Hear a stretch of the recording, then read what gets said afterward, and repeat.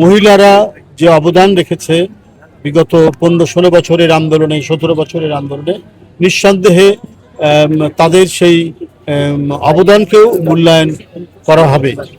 আপনারা ইতিমধ্যে শুনেছেন, গতকালকে আমরা জানিয়ে দিয়েছি আজকে বেলা 3টে থেকে যারা সংরক্ষিত মহিলা আসনে প্রার্থী হতে ইচ্ছুক, যারা দলের মনোনয়ন সংগ্রহ করে যেটা জমা দিয়েছেন, তাদের সাক্ষাৎকার অনুষ্ঠান হবে।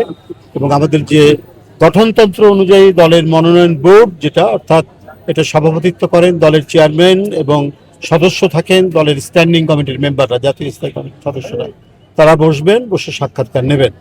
আমি আগেও বলেছি যে আমাদের এক ভয়াবহ দুঃসময় পার করে আমরা আজকের গণতন্ত্র উত্তরণে এই পর্যায়ে এসে পৌঁছেছি এবং গণতন্ত্রকে সবল, সচল এবং শক্তিশালী করার জন্য এটাকে এগিয়ে নিয়ে যেতে হবে।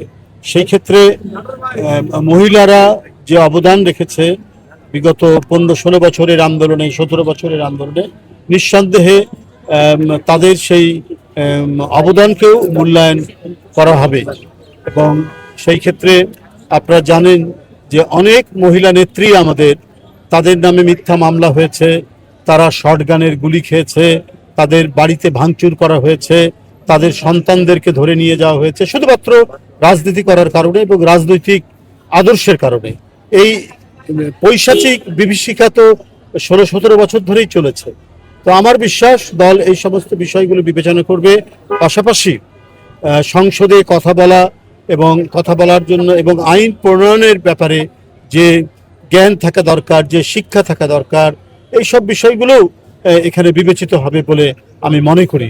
তো সব কিছু বিবেচনা করেই আমাদের যে মনোনয়ন বোর্ড, তারা চূড়ান্ত করবেন মহিলা সংসদ সদস্য কারা হবেন সে বিষয়টি তারা চূড়ান্ত করবেন এবং যথাযথ মূল্যায়ন হবে বলে আমি বিশ্বাস করি। আজকে হবে রংপুর বিভাগ, রাজশাহী বিভাগ, খুলনা বিভাগ, বরিশাল বিভাগ, ফরিদপুর বিভাগ, 5টা বিভাগ আজকে। আর আগামীকাল হবে ঢাকা বিভাগ, চট্টগ্রাম বিভাগ, সিলেট বিভাগ, কুমিল্লা বিভাগ এবং ময়মনসিংহ বিভাগ।